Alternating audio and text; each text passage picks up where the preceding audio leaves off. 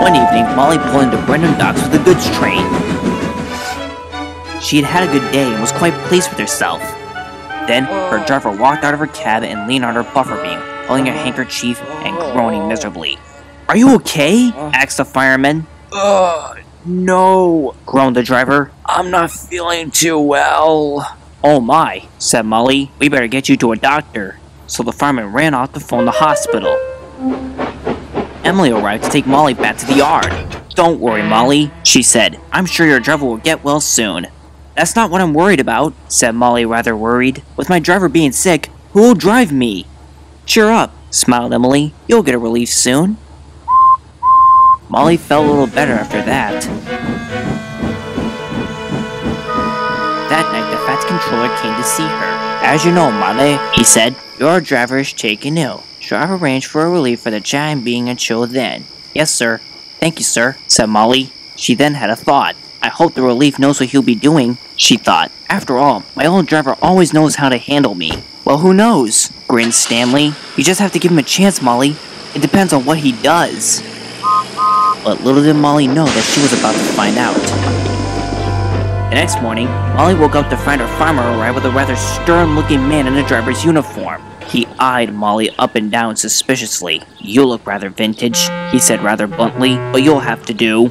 Molly was rather annoyed by that remark.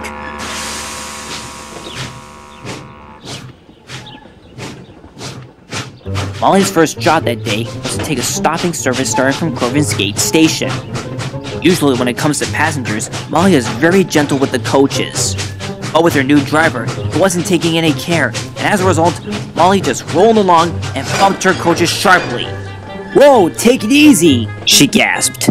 "You're not usually like this, Molly," said Rosie. "I know," replied Molly. "It's my new driver, and he's not what I'm expecting either." And indeed he wasn't.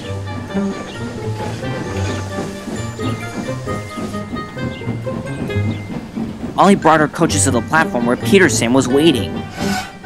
"Hello, Molly," Peter Sam said cheerfully. "Why the long face?" "I have a relief driver," sighed Molly, "and he's clearly not handling me properly." "How awful," murmured Peter Sam. "Hope the rest of your journey goes smoothly, though." "So do I," replied Molly. Peter Sam watched as Molly pulled her train roughly out of the station. Along the open line, the relief driver made Molly go faster in order to be early. "Whoa, this isn't good for me," wailed Molly. "Oh, rubbish," snapped the driver crossly. "You're trying to be lazy, and you have no idea what hard work really means." The tone irritated Molly even more. Toby was waiting for Molly at Elsbridge. He was going to take some of her passengers up to Ulfstead.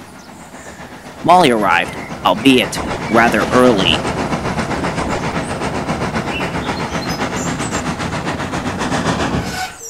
"Everything all right, Molly?" Toby asked. "I'm afraid not," huffed Molly. "You see, it's all because of..." But before she could explain, her relief driver called out rudely to Toby. "Where's the engine for this train?" "I am the engine for this train!" thundered Toby. "Oh, could have fooled me! You look more like a goods van!" "That's because I'm a steam tram!" Toby shouted angrily. "Oh, I must have been born yesterday!" the driver continued rudely. "You should have been scrapped years ago, and the same can be said for that hen house on wheels." Henrietta, Toby, and Molly were furious, and the passengers complained bitterly over what happened. When the Fats controller arrived, the station master told him everything. He was very angry and walked sternly over to the relief driver. "You have to understand, driver," he began, "that Molly is a highly strung engine that needs to be handled with great care. And while Toby and Henrietta may be old-fashioned, but they are very useful and very capable." Hearing that made the relief driver see the error of his ways, and he apologized to both Toby and Molly. "Oh, that's alright," smiled Molly. "Apology accepted," added Toby. Once the passengers climbed aboard Henrietta, Toby puffed away, happy that things turned out better. For the rest of the day, the relief driver handled Molly better. He didn't speed her up, nor call her lazy, and that lifted up Molly's spirits. A few days later, Molly's old driver returned. "You have no idea what I've been through," chimed Molly. Well, Molly, chuckled the driver, you can tell me about what's been happening along the way.